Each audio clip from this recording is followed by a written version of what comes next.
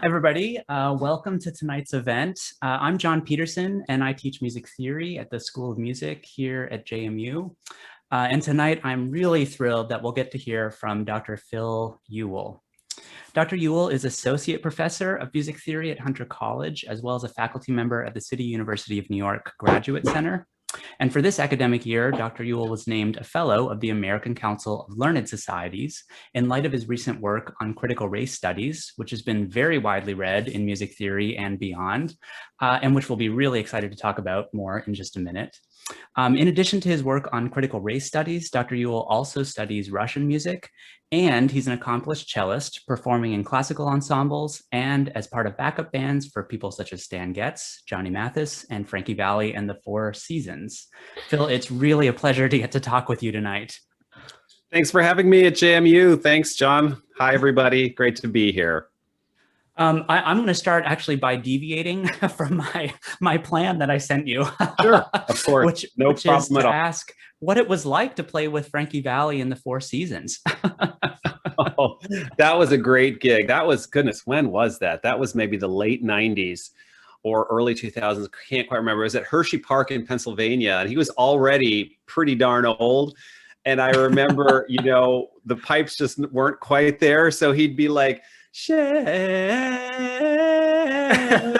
And, you know, when he hit the high notes, he would kind of hold the mic out to the crowd, and everyone knew all the songs, you know, Ragdoll, Sherry Baby, Can't Take My Eyes Off of You. And when it really went up in the high falsetto, he just kind of took the mic away. I'm like, you know, back there playing, I'm just like, you can do that, man. You've earned it. Yeah, it doesn't matter. Go ahead. This is a legend, and I'm happy to be here. And you're paying me money. It's even better. Well, speaking of playing with Frankie Valli, I'm always so curious to know how people end up studying music theory. So I wonder if you could start by, you know, giving us a sense of what was it that sparked your, curiosity, your love for music, and then how did you ultimately choose to become a music theorist? Sure, absolutely. So it was my dad who had a very deep and abiding love of classical music. So I have talked about my parents in some talks because I think it's important. My dad was African-American. My mother was white. She was an immigrant from Norway, actually. She was never a US citizen, but a Norwegian passport holder and a green card holder until she passed in 2010. My dad died in 2007. And I often speak about some of the assimilationism in the 20th century that was so prominent among many ethnic groups trying to essentially assimilate to whiteness in many ways. And my dad was certainly one of those Black people who did that. And it was kind of like one of the only avenues that was available. So those are things that I've come to later in life to realize that were problematic, let's say. But nevertheless, he had a great love of classical music, which was great because there's just so much wonderful music. So I started taking cello lessons when I was 9. I was also into sports, and it was unclear whether I was going to even take my cello to my undergrad college, but I did, and I continued lessons, and I ended up just really loving it. And I ended up declaring music as a major, but it wasn't until I came to Queens College right here in New York City to study cello and get a master's in cello performance that I met Carl Schachter, who is one of our greatest American music theorists. He's still alive, lives right over there on the Upper East Side. He's probably 92, 93 years old. I actually talked to him on the phone a few months ago. That's when I kind of pivoted. I thought to myself, gosh, he has so much fun in the classroom teaching music theory. This is so much fun. And I always did extremely well in music theory and musicianship classes. So I kind of got bitten by the Schachter bug. And that's when I kind of made the pivot to music theory. And then I ended up going to graduate school for music theory. And that's how that happened. I see. It was a teacher that sort of sparked your desire to study. Ultimately, yeah, it was Carl Schachter more than anyone else. I mean, there were, of course, other very fine teachers at Queens College along the way. And back in my undergrad, that was at Stanford University, I had some good composer teachers, composition teachers. Leonard Ratner was another very famous, also taught me music theory, who was very influential. But it was really Carl Schachter, I think, more than anyone else who kind of introduced me to music theory as a field that was fun to do, that made me want to do it myself. Yeah, that's so great. Yeah. And I should mention for people who are attending that if you have questions along the way, please put them in the Q&A at the bottom of your screen there, and we'll get to ask them toward the end of our time. So in 2019, of course, you were part of the plenary session for the Society for Music Theory's annual meeting. And that's where you gave your talk, in which you addressed many ways in which music theory upholds what Joe Fagan calls the white racial frame. So just for people who might not have gotten a chance to view that work yet, or to read that work yet, because it's published in Music Theory Online as well, would you mind giving kind of a summary of what that work is about? Yeah, so the 2019 plenary happened right as I was beginning this work, essentially a critical race analysis of the field of music theory that, we've all known that it is kind of unremittingly white. The very top power structure of tenured faculty is about 94% white people, and of those white people, the vast majority would of course be cisgender men. Those are just statistics that the Society for Music Theory calls them itself, and so that's where those numbers are coming from. But as I was doing this work, I started reading lots of race scholarship about 5 or 6 years ago. To take it back to then, I can tell you exactly why. I underwent a 2-year tenure battle here at Hunter. So everyone on the call probably knows that we professors, if we're lucky, we get tenure track jobs and we're assistant professors. And then after anywhere from 5 to 7 years, you quote unquote go up for tenure. So I'm sure that the listeners know what that is. And for me, that was a 2-year battle. It was very, very intense. It involved the president, the chief legal counsel, the provost, the dean of arts and sciences. And in the final analysis, it was pretty clear that the person who wanted to get me fired, this was the former chair of the music department, that there was a strong racial component playing out. And I ended up winning that battle. It was an existential battle. But since I'm a scholar, I'm like, well, goodness gracious. I mean, I'm not naive. I understand that racism is a thing, right? But I had never, so clearly been focused. Yes, I've been, I've witnessed plenty of racism in my life, but it's never been so sustained. And it was a 2-year period of time. And it was just really so intense. And the anger that this person was feeling. And I hadn't really done anything. I'm sure he would give you a different take on it all. But at any rate, that's why I turned to race scholarship, to try to understand, frankly, how this was happening, why. Wow. And yeah, it ended up being a really great, interesting mid-career thing to do, because I just started reading a lot of stuff that wasn't music theory. It was the history of the United States, race scholarship, and immediately you start reading feminist scholarship, because if you're not reading feminist scholarship when you're doing race scholarship and vice versa, you're kind of not doing it, right? Because those two things have been tied at the hip in our country.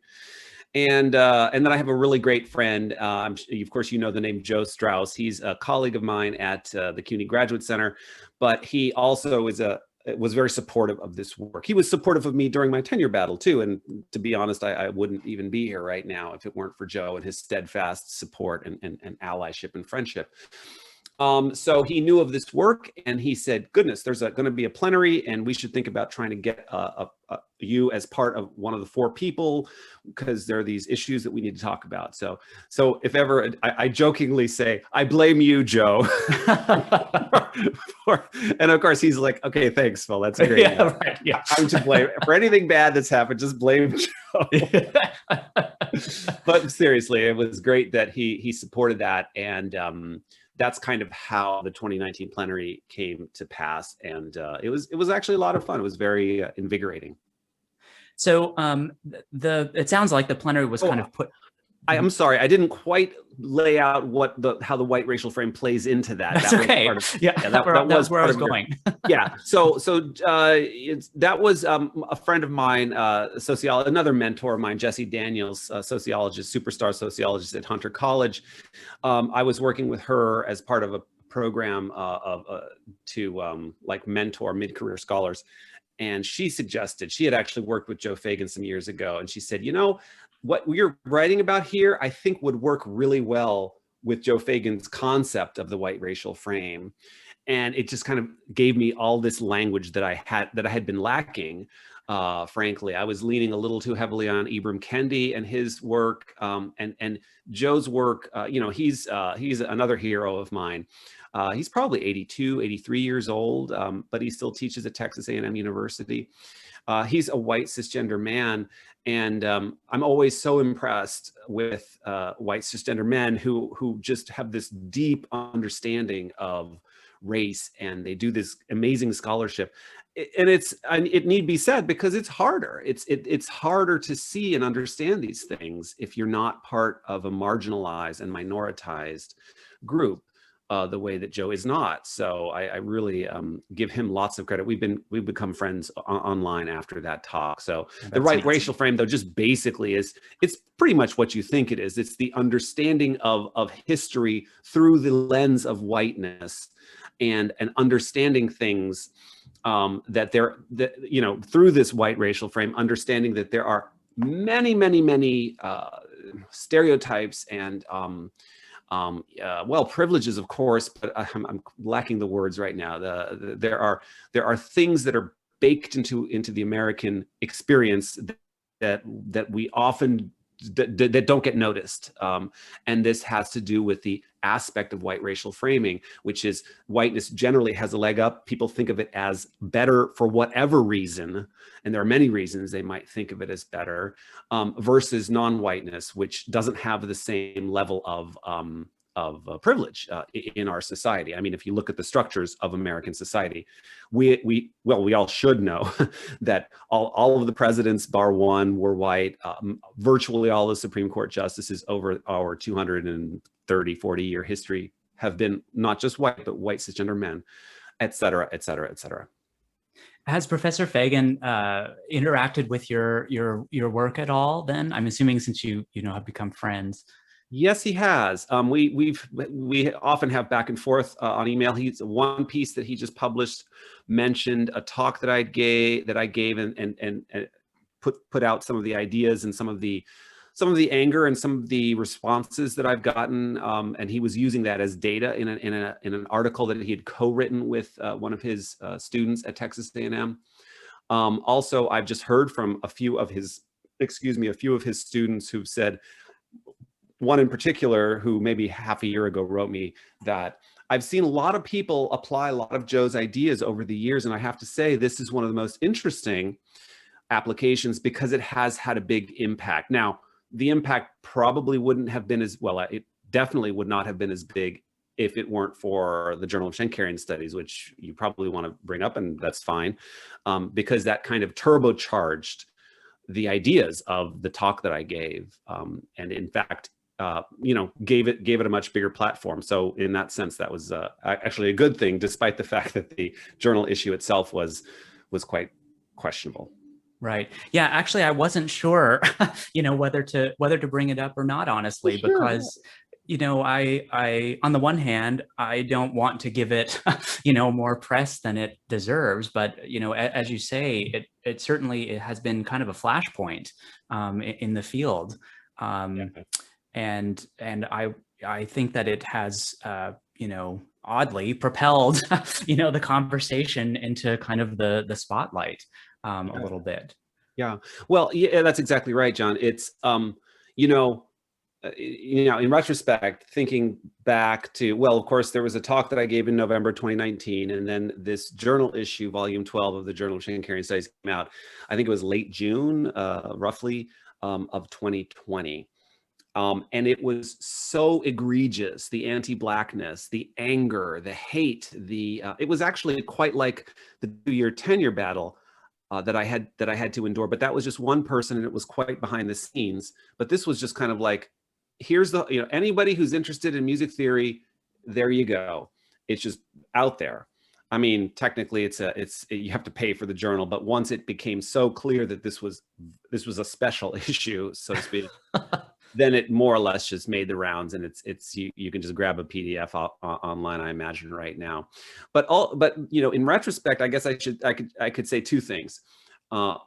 One is this clearly represents kind of a conservative, senior white cisgender man view of music theory, and they were very angry to see a Black person challenge their authority, which is kind of the story of the United States of America to a large extent. There are many other things happening here, but especially, I mean, I should say with respect to race, it's the story of the United States to a large extent, but there are of course many other moving parts to that story. But I have said on a few Zoom calls and to other people that by far and away the best thing that conservative forces should have done after I had an article published and gave a talk was absolutely nothing. That would have been the best if you actually want to keep the status quo. In point of fact, probably Philip Ewell would have kind of come and gone, and that would have been that. All right. You had an article come out, great, good for you. You gave a talk, thank you. And now that's that. But no. Although it should be said that that talk received a standing ovation and people left the room, you know, and they couldn't stop talking about it. I mean, it went on, you know, I know at least in my circle over here, it went on for a few months afterward that people sort of kept on, you know, coming back to it and thinking around it. I just want to make sure you give yourself credit. Yeah, thank you. I suppose that's right. You know, there would have been some reverberations regardless. But I'll say the word turbocharged again. Volume 12 kind of turbocharged the argument for the whole world to see. And what it did was, I don't know, possibly irreparable damage, not just to the whole Schenkerian enterprise, which is unfortunate because not only have I said, hey, it would be nice if we could still, you know, do some of these things. I happen to know Schenkerian analysis quite well. I've taught it before. But also I know younger folks who are very invested in Schenkerian analysis. And now they're kind of like, goodness, I kind of almost can't even do this anymore. And that's unfortunate, right? Of course, the conservative forces are going to blame Philip Ewell. That's fine. They can blame me if that's what they need to do. But they did this to themselves, frankly. You know, I didn't force them to put out volume 12. They very much did that by themselves. But the final point here, John, is at the end of the day, volume 12 of the Journal of Schenkerian Studies is a great gift, not just to music theory, but to the academic study of music in the United States and even beyond that, because it just so clearly laid out the problems with the academic study of music, really for the whole world to see. I have to say that every day I get emails from all over the planet regarding many of the issues that have happened. You know, the vast majority of them are supportive and they're like, this is really interesting. I want to ask you about this, or thank you for that. And occasionally, of course, there's the angry, you're an idiot. And that's light. Sometimes it gets worse than that. But the idea that we now have proof of what and it wasn't just one person. People like to point to Timothy Jackson because he was very egregious in his anti-Blackness. That's true. But what about David Beach? What about Alan Cadwallader? What about Jack Boss, who's the current chair of the SMT Publications Committee? What about Boyd Pomeroy? What about Barry Weiner? What about, you know, there were a good 8 or 10 of them who were really just it was just over the top, and it was angry, and it was not supposed, it's not what scholarship looks like.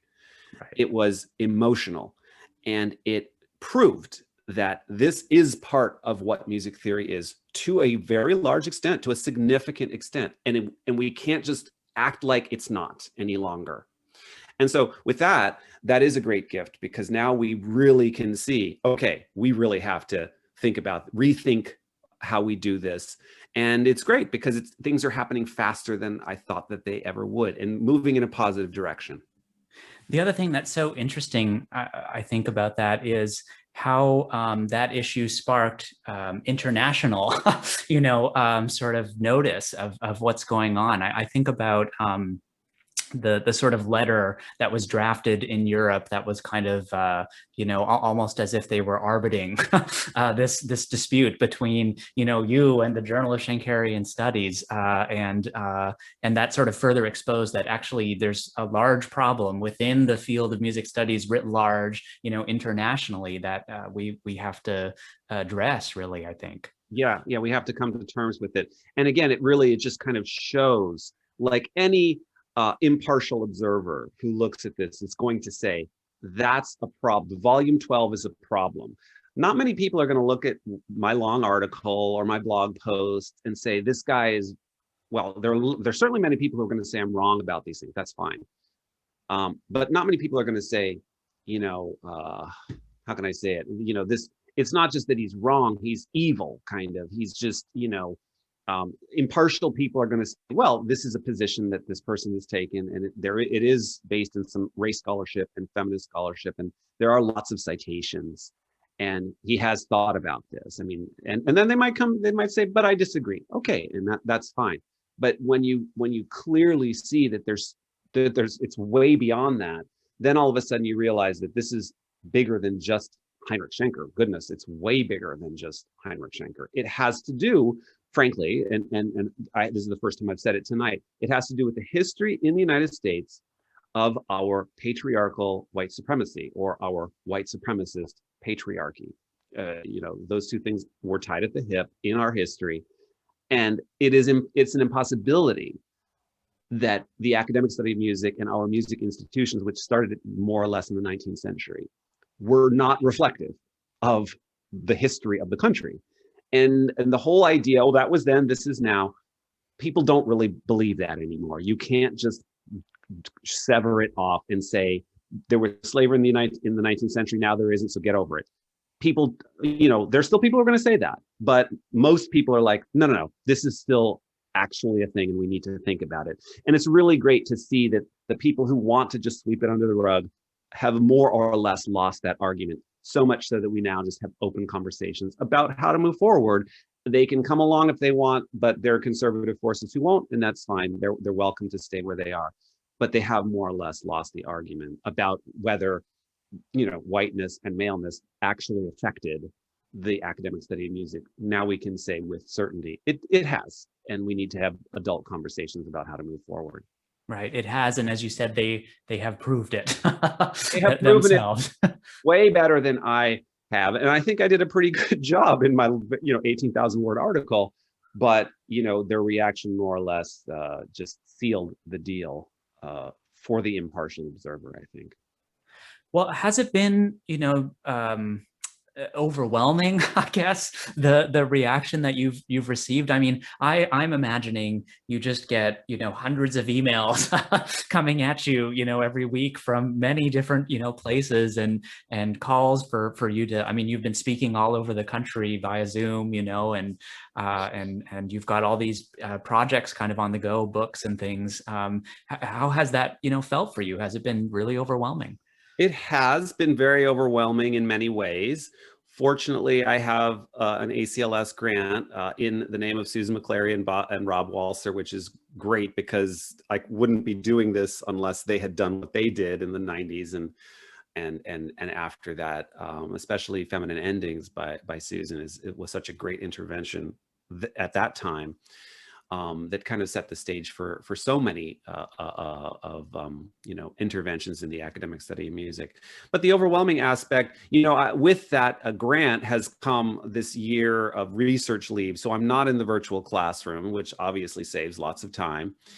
And, I am more or less able to put out a fire here and there where they happen. And yes, I do get lots of inquiries coming in, and I'm on lots of Zoom calls. This is the fourth for today, as a matter of fact. And I've got the bottle wide open. I'm ready to start pouring, John. But it's not so much that I can't. I think stay on top of things, and I hope I'm not missing big events. And yeah, in terms of like the prospects, there is an academic book that I have on in contract due this summer, and you maybe heard that I'm co-authoring a music theory textbook. And that's got a couple of years because that's a long project.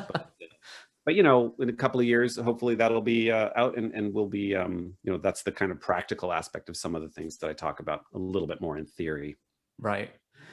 Well, one of the things that stuck with me from your work, and I remember this so clearly. I remember of course, I was at the plenary session, and then I read your article in the summer, and you've expanded on your ideas in the article some, and some of it just, I was kind of recollecting as I read the article. But I remember sitting on my patio reading your article, having a glass of wine, and yeah, right, and and I remember reading that, we can, diversify what we're doing in the classroom by adding composers of color, but that's not actually getting at the heart of the problem. That's really solving it sort of peripherally, I guess I'll say.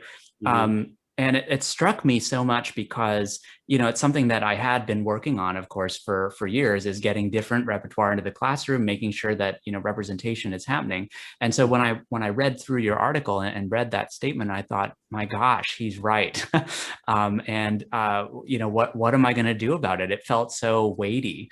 So I wonder if you could talk a little bit about why it is, that diversifying repertoire alone is not a viable path forward for us. Yeah, absolutely.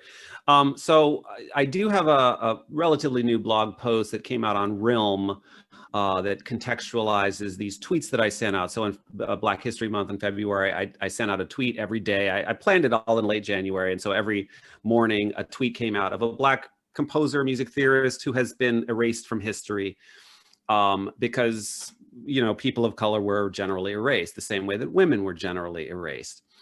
And so it's maybe a 2,000 word setup essay, and then those 28 tweets at the end of that. And if you just go to my website, philipewell.com, at the top, I have a little banner where you can click and read that post. The reason I'm citing that post now is because I think I'm finally finding the right language to explain why the diversity efforts fail.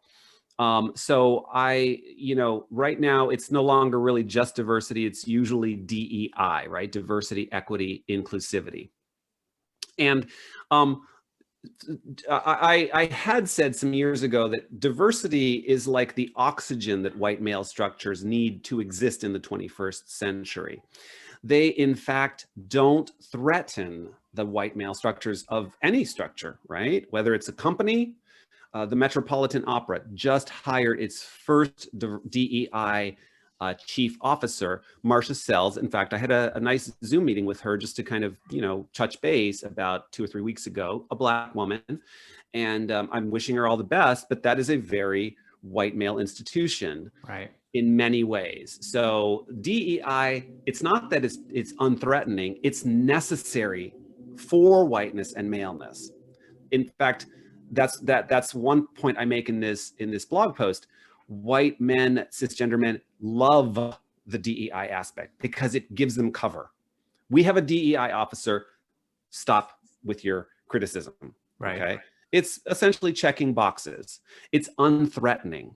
So that's one path, the DEI path. Now, is it worthless? No, not at all. I think it can be quite useful, actually, DEI efforts.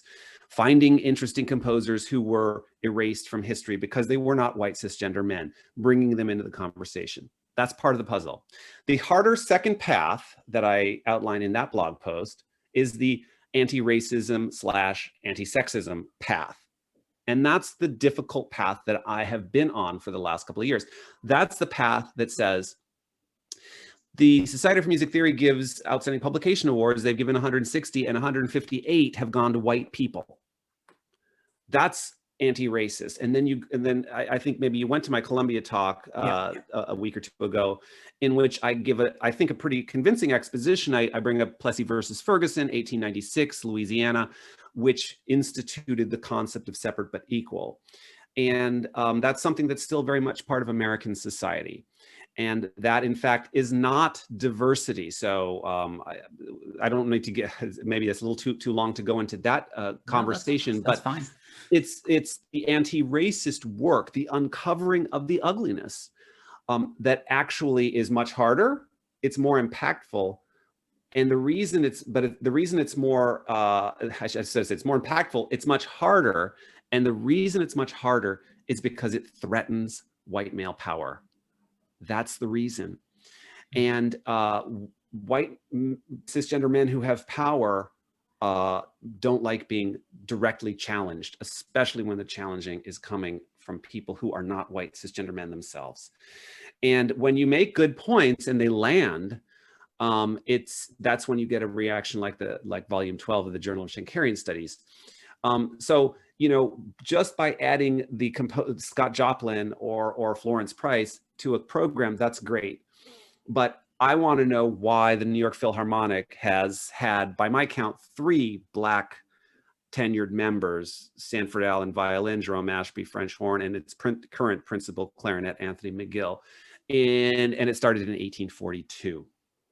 So I don't know, take out the calculator. What is that, 170, 180 years? 3 Black people. And then, of course, the first thing that white male structures will say is, oh, there were not any qualified Black people. Right.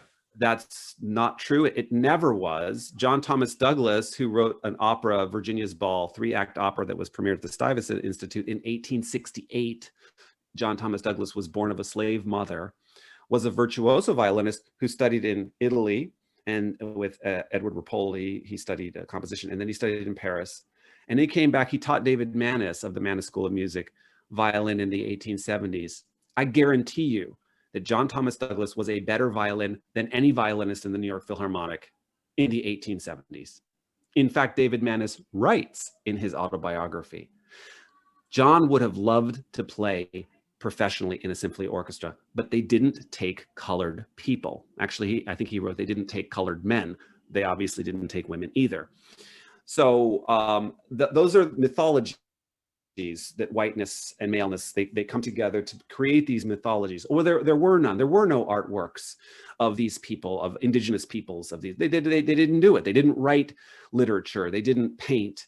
They didn't produce their own music. That was always a falsehood, that those were just untruths. And then finally, when you present the facts, generally speaking, white male frameworks have said, oh, well, it's just not as great. It's not as exceptional as Brahms and Van Gogh and Shakespeare and the normal names. So uncovering the ugliness is the anti-racist, the difficult work that does need to be done. And that's what I continually encourage people to do some of the digging into the history of why things are the way they are. You will get pushback. You need cover. You probably need tenure, for example, but it's worth it. And it's those two things together. DEI work, but it's a lot easier, versus the anti-racist, anti-sexist work, a lot harder. You put those two things together, and then we can start, I think, having, social justice generally in far more than just music. I mean, I've mentioned art and sculpture and architecture and philosophy or anything really. And you also talk about being careful not to jump to solutions, that we really need to understand the problem, and of course everybody wants to know, what are the solutions that we, put forward. But kind of what you're describing is this very challenging path that also needs to happen. And that's the path that I assume, is hard to populate with solutions, from the bad. Is that how you would characterize that? Yeah, exactly. Solutionism, that's Ta-Nehisi Coates who talks about that and cautions us against solutionism. And I think I can put it most simply by saying solutionism leads to DEI. Solutionism does not lead to anti-racism. The quick solutions are a diversity committee, a new award, $5,000 over there, problem solved. Solutionism leads to quick solutions. And once again, I have to invoke the power structure, which is a white cisgender male power structure. They're eager to give quick solutions. They'll find you $5,000 for that DEI initiative. But again, that's the oxygen that white male power structures need to exist. It's 2021. You can't simply not talk about it at all, right? There are conservative forces who would prefer that if they could, but they can't. They have to at least have a conversation about race, gender, sexuality, disability. They have to at least say these things. But solutionism is just quick fixes. The difficult fixes come with long studies that uncover the structures and the the people who created the musical structures. I'm thinking of Howard Hanson, who was a very famous bigot at the Eastman School of Music. He led that from 1924 to 1964. He was very involved in NASM, the National Association of Schools of Music, which is a very big institution that deals with college and university music. Well, if you dig, and you don't even have to dig that far, you're going to find some very questionable things. If you go to Eastman, where George Eastman started the school in 2021, he hired Howard Hanson. George Eastman was an inveterate eugenicist and white supremacist. You need to learn the history of those things and then write about it, and then realize how those things repercussed, right? The repercussions were huge. And unfortunately, that has held us back greatly. I'll finish with one analogy that I like to make, and that's I explain why we don't have jazz music theory integrated into our music theory. One would think, you know, if an alien landed on our shores, they would say, well, why aren't you guys focusing on this really cool historic American music and putting that next to your Mozart examples? And why isn't it, you know, why aren't you talking about the theory behind jazz? Because it's so incredibly rich, right? George Russell, the Lydian chromatic concept. And I make an analogy to healthcare. So in post-World War II, when many countries were still starting single-payer healthcare systems, Harry Truman in 1947 very famously said, that's it, we're doing it in the United States. He had Congress support, he had public support. What happened? The American Medical Association said, no. No, communism, socialism, all that stuff. That was a white male organization. And the reason was very simple. This is Janine Interlandi's work and the 1619 Project. You can read about it there. The reason is simple. They didn't want to integrate the hospitals. They wanted to keep the black floor, which was usually the basement, black. And they wanted white floors to stay white. It was segregation. That's the reason we don't have single-payer healthcare in the United States. By the way, in 1963, there was a very famous black doctor, Montague Cobb was his name, who was able to counter lobby against the AMA, and then we got Medicare. That I think LBJ signed that in maybe 1965. And that was, you know, Civil Rights Act, the new Immigration Act, which allowed people from China, for example, to finally honestly start immigrating. That was another result of social justice and fighting for social justice. We got Medicare. You know, that was back when we actually got things passed in our, you know, when we passed legislation. It's been a while. At any rate, to finish the analogy, and I think it's a good one, the aliens are asking, why don't you integrate jazz into a music theory curriculum? Because white cisgender men did not want to integrate the music theory curriculum. That's why. It's really that simple, because jazz was coming up in the 50s and 60s and 70s. They wanted to keep it segregated, and it is literally still segregated in 2021. That's a sad story, but it's an accurate story, and it's shameful. And, you know, we should have a Thelonious Monk example right there next to a, I don't know, Mozart example, depending on what you're going to explain. And, you know, George Russell's Lydian chromatic concept should have been in our blood when he wrote it in the late 50s, I think, maybe early 60s. So that's the difficult anti-racist work. It does threaten white male power structures, and that's where you're going to get some anger. But it's also some of the most exhilarating and some of the most rewarding, I also say emancipating work that remains to be done. As popular music, the study of popular music has sort of, you know, risen. I'm wondering, do you see kind of a similar path for it as what happened with jazz versus classical music? Or do you think that we're on a different path, you know, where it will be more integrated with our study of classical music or of jazz music? I think it's inevitable that just generally the study of popular musics are going to grow because they are, well, popular, right? And you know, it's a little strange, it's a little arcane to think that we are going to focus so much time on musicians who lived 5, 6, 7,000 miles away from us, not in the West, not in Europe, not in Germany or Austria, in Vienna. I mean, it's, you know, a couple of 100 square miles we're focusing on. And, oh, we can totally tap into that. We know that that's ours, right? But, you know, I often speak about bluegrass because I taught at the University of Tennessee for 5 years, and that's just like Appalachian music is like smoking. And, you know, you could have somebody even in East Tennessee or North Georgia or whatever thinking, oh, well, I can absolutely play this piece by Robert Schumann because it's part of who I am. But the bluegrass, oh, I would never try. That's crazy.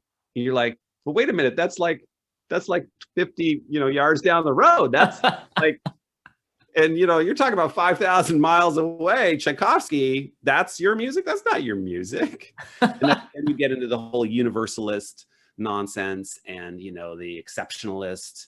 Oh no, it's beyond. It has intrinsic value beyond Appalachian. Those are mythologies. They're mythologies that we've been handed down by whiteness and maleness. And it's time we just say enough. Let's study bluegrass. Certainly down in where it is, like geographically, it should be a big part of a music program. In fact, you should be able to get a, you know, a degree in bluegrass or disco or, you know, funk or other pop genres. I think that's naturally going to rise up.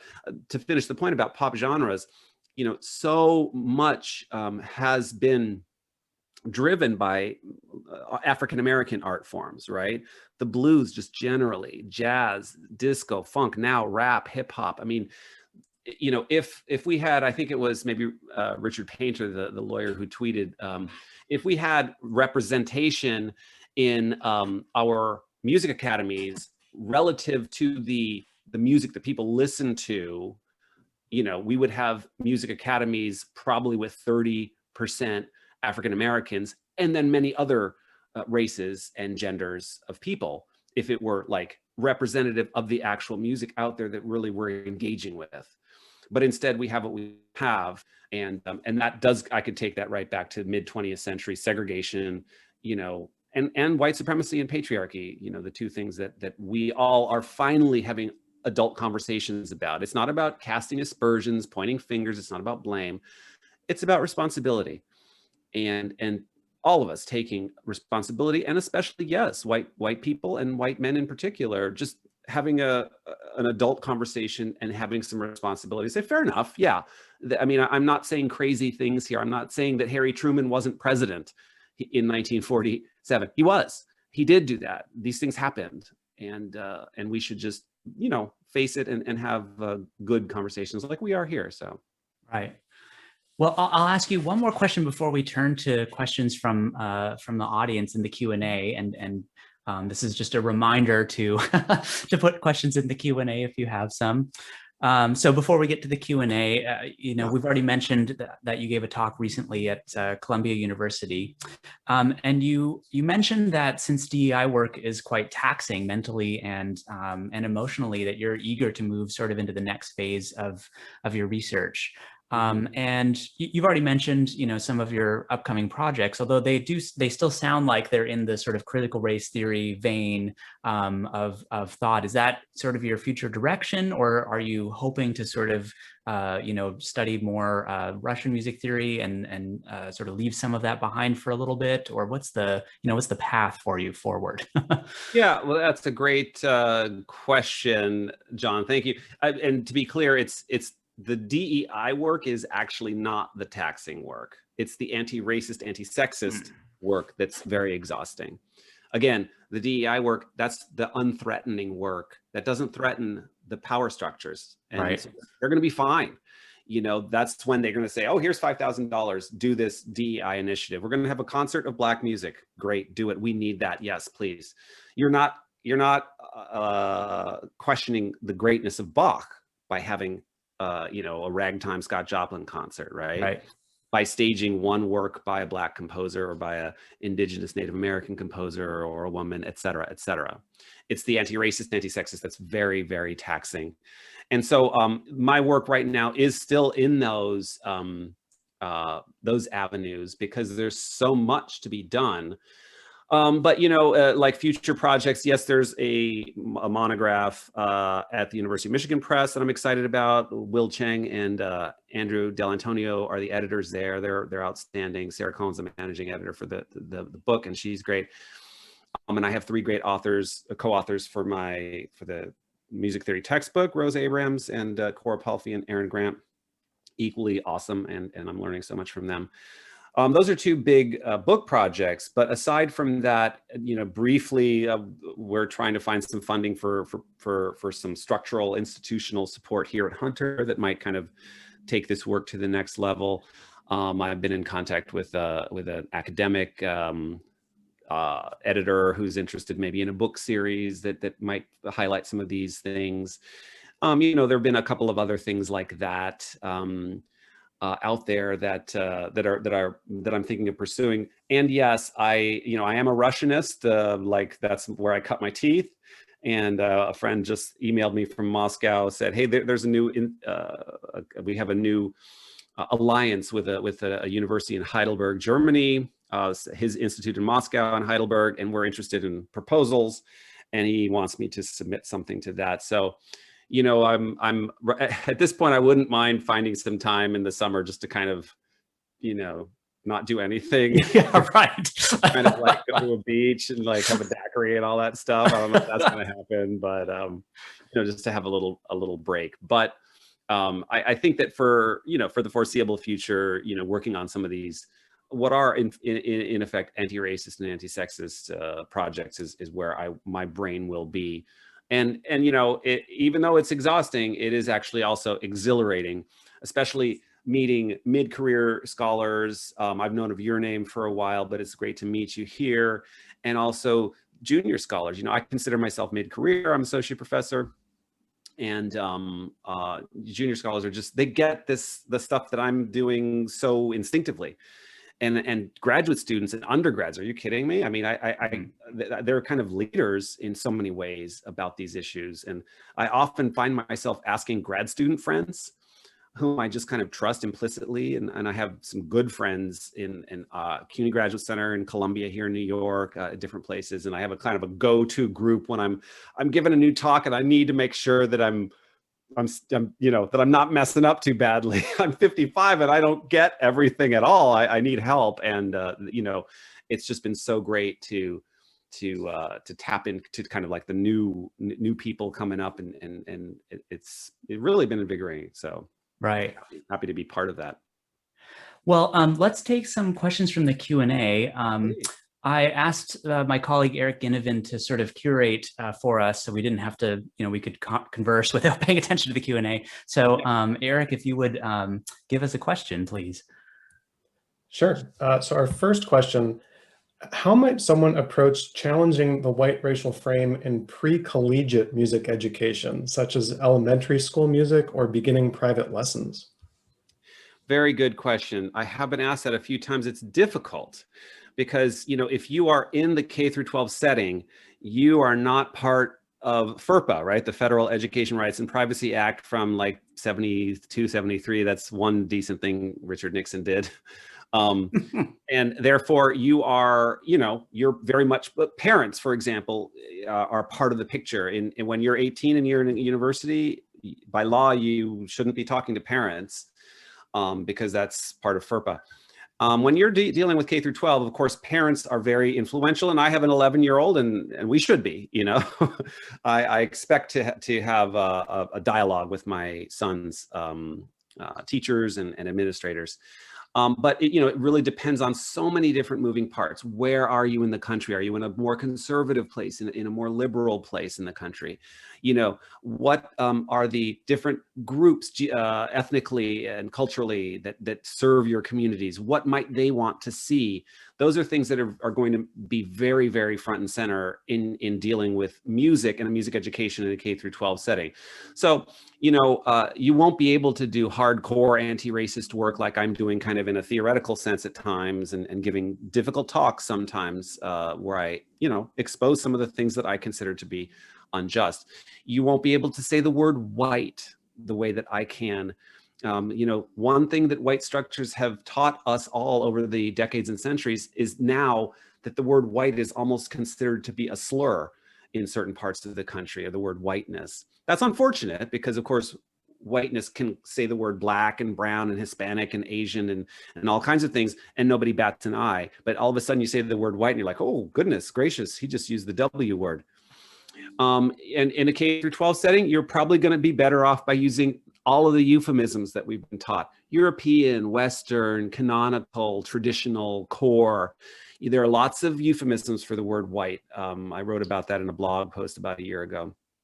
And nevertheless, you do that, you're going to need to know your audience. And then, of course, you're going to be working a lot more with DEI ideas. You're going to be bringing in new pieces like, well, we thought it would be nice to have, it's Ramadan now, and there's a piece that represents Ramadan.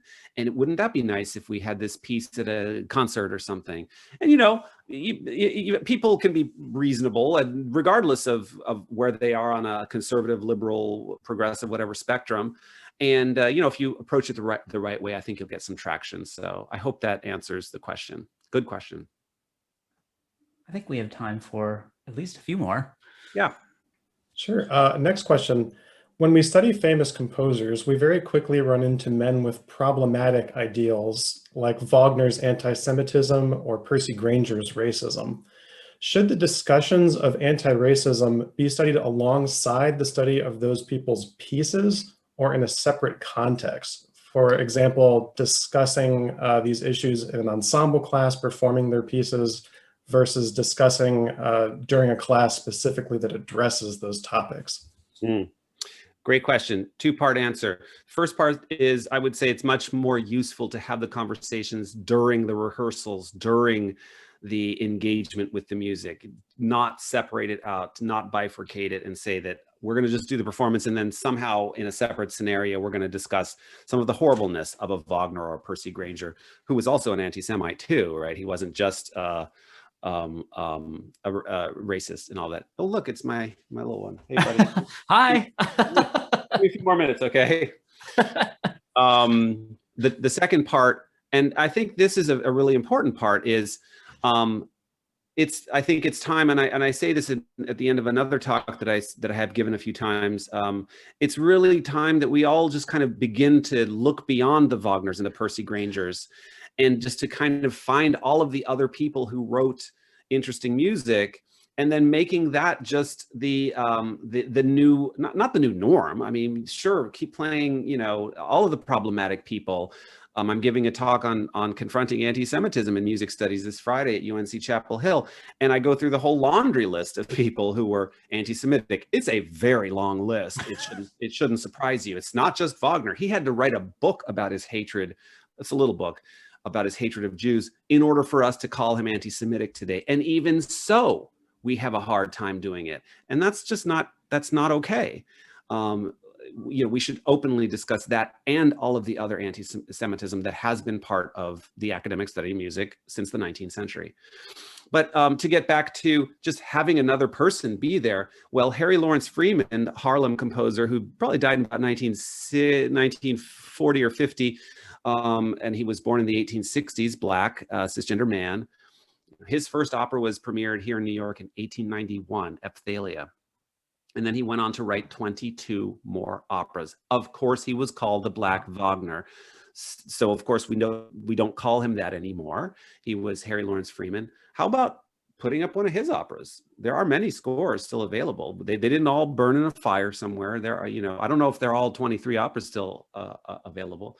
How about putting him one of his operas up? And guess what? I'm probably about 98% certain that he was less anti-Semitic than Richard Wagner. I would go ahead and just say 100%, I'm certain. And, I don't even know about his personal beliefs, Harry Lawrence Freeman, but he was a Black composer trying to just write. He just loved opera and he loved music, and he devoted his life to it right here in Harlem. And it's time that we just, that's the DEI that I really can get behind, because all of a sudden we're not even talking about Wagner and his anti-Semitism because we're not talking about Wagner. And that's a good place to be too. He's still going to have his operas performed. I have no doubt about that. But, it's time to give some breathing room and just move on away from whiteness and maleness and have other conversations. Of course, Right. having women and non-binary folks or transgender composers as part of the picture is equally important, right? Because they have been completely erased from our musical history too. Right. So another question that we have, many of the students here are in Dr. Peterson's seminar, which is now starting final projects based on the content of this talk. Oh, great. In your opinion, what areas in the classical music field have the most need for attention from projects and research that we could look into as we try to move forward? Oh, goodness. That's a great question. Trying to help you out with the whole final projects there. Good one. All right. Yeah, wait a minute. I like that. Who is that? That's extra credit. Sounds like something I would have done. I think what areas would be interesting. Well, one thing that I'm chomping at the bit to get to is what I talked about in terms of why jazz has been excluded. Those are difficult stories to tell, but they're actually very crucial and they need to be told. A final project for a class might not get too deep into it. I don't know how many words you're on the hook for, but or how many pages, but looking at kind of the structures and the institutions of classical music and the academic study of music in the United States from a race and gender perspective, right? So from a race studies and feminist studies perspective, that in and of itself would be useful on many counts. And it could, of course, it could be based on a time period. Oh, I'm going to look at the New York Philharmonic in 1920s. It's not going to be a rosy picture. I'm going to look at the Metropolitan Opera in the 1910s. Well, you're going to find that they performed Puccini's The Girl of the Golden West. Giacomo Puccini came over from Italy for that premiere. Well, there's a lynching staged in that opera, for example. You're going to find that was 1911 when he came over. I heard a great presentation by Lucy Kaplan. We were both panelists at UCLA a 3 weeks ago. And she talked about that. She also talked about the fact that in 1910, in Georgia, there was a literal lynching during an opera performance in 1910. So that's a hard story to tell, right? Because it's a literal lynching on stage as part of an opera in Georgia.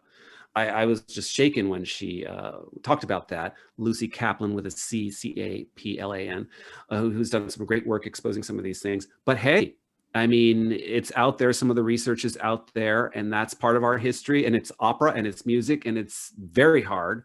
But that shaped how these things were thought of in our country. And if you think to yourself that Scott Joplin's one opera, Treemonisha, set, I think in Arkansas, he was from Arkansas, ended up in New York, as so many Black, intelligentsia did, was also from 1910, 1911, Treemonisha, right? Well, if you want to know why it wasn't performed at the Met, well, think about The Girl of the Golden West and the opera in Georgia. And that's actually a really interesting final project. So maybe everyone's going to write about that now, John. Sorry, but right, it's actually that's great. It's very interesting. Actually, of course, it's a horrific story, but it is part of the history of the United States. It's not something to be swept under the carpet. So I credit Lucy Kaplan for that work. Yeah, well, I see that we're starting to run low on time, and I could keep talking to you for hours about this, but I want to make sure you get time to spend with your family tonight, and also that you get to drink some of the wine that you opened. Family schmamily. Well, I thank you so much for your time. I really appreciate it. It was just such a pleasure to get to talk to you and hear your ideas, hear you expand on some of your work. Really quickly, where can people or how can people best follow, your future work? Where should they look for it? Thank you for that, John. Yeah, it's been great to be with you tonight. I think more and more often I'm announcing things on Twitter. So if you're a Twitter user, it's at Phil Ewell. Just follow me on Twitter, and that's where I make announcements. The big things I do, I sometimes do put a little banner at the top of my website too. So philipewell.com is another place. And then for presentations, there's like a little presentations tab on the right as well where I announce things. But Twitter generally, and also just the top of my website, I try to put current events. Well, I imagine you're going to get some new followers, so you can look for them. That'd be great. And again, thank you so much. I really appreciate your time and your work. And I hope that we get to meet in person very soon. Me too, John. It was great to meet you here virtually. And thanks everybody who was here tonight. It was an honor. Thanks. Take care. Take care now. Bye. Have a great evening. Bye.